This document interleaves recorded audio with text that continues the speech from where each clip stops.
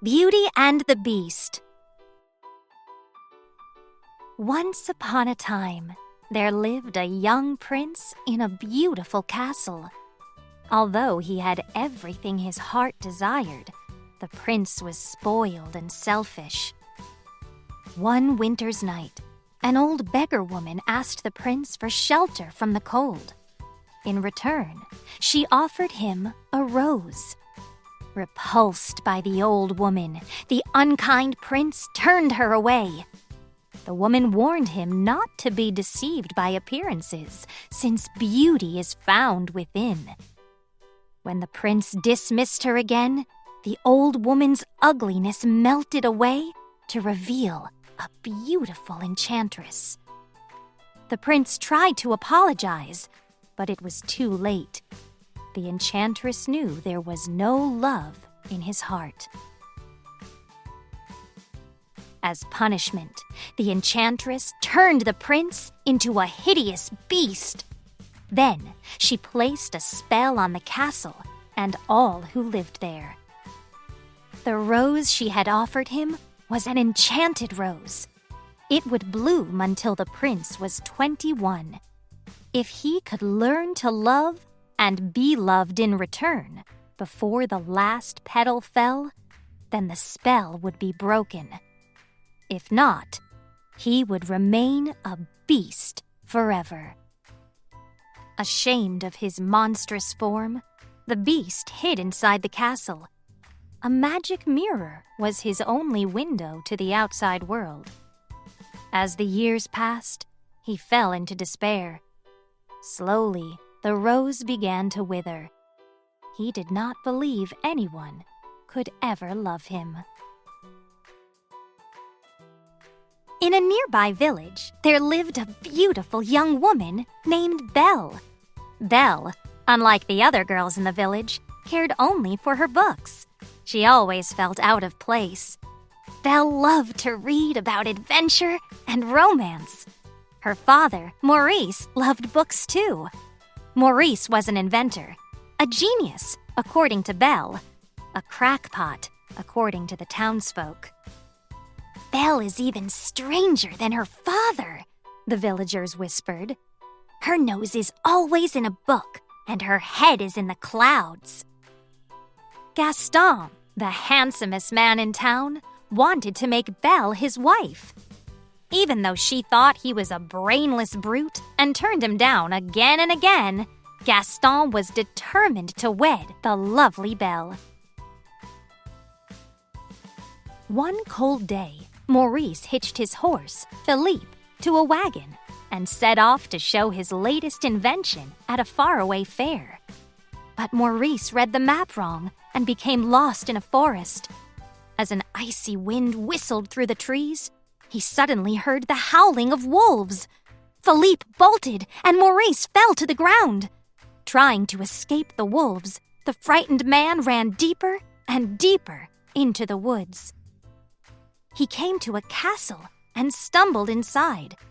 There, he was greeted by Mrs. Potts the teapot, Cogsworth the clock, and Lumiere the candelabrum, who had all been servants to the prince. But before he had time to marvel over these strange creatures, an even stranger one appeared, the beast. When Maurice stared in horror, the beast howled angrily. Then he scooped Maurice up and carried him off to a dungeon. Meanwhile, Philippe had made his way back home. Belle took one look at the riderless horse and knew something awful had happened to her father. "Philippe, take me to him!" she cried, leaping into the horse's saddle. Without a pause, Philippe thundered off toward the woods. When they reached the castle, Belle burst inside and searched frantically for her father. The enchanted objects led her to the dungeon, but just as she found Maurice, the beast appeared. Belle let out a terrified gasp at the sight of the hideous creature. She begged the beast to free her father. When he refused, she bravely offered to take Maurice's place. "No, Belle!" Maurice cried. but the beast agreed to the exchange. Before Belle could bid her father goodbye, the beast led her to her room. "The castle is now your home," he said gruffly. Belle was free to go anywhere she liked, except the West Wing. "You will join me for dinner," the beast ordered. "That's not a request." Still, Belle refused, and the beast stomped off in anger.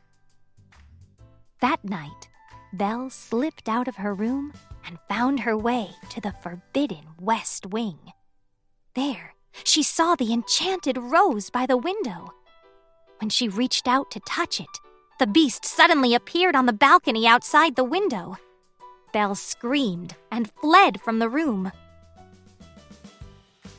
Belle ran out of the castle, mounted Philippe, and galloped off into the night. But a pack of wolves soon had them surrounded. Belle was helpless.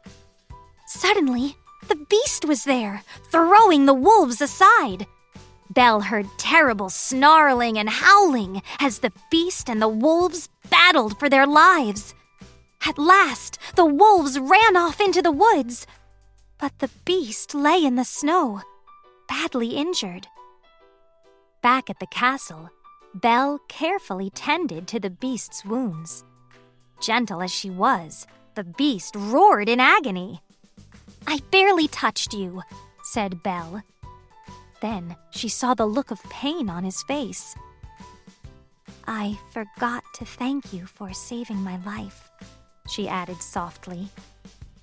The beast only grunted in reply, but when Belle turned away, a hint of a smile appeared on his face. In the days that followed, the beast tried to be a proper host. He showed Belle his library, and she began to teach him how to act like a gentleman. "Perhaps it isn't too late," Cogsworth whispered to Mrs. Potts and her son Chip the teacup. If Belle could only love the beast, this dreadful spell might yet be broken.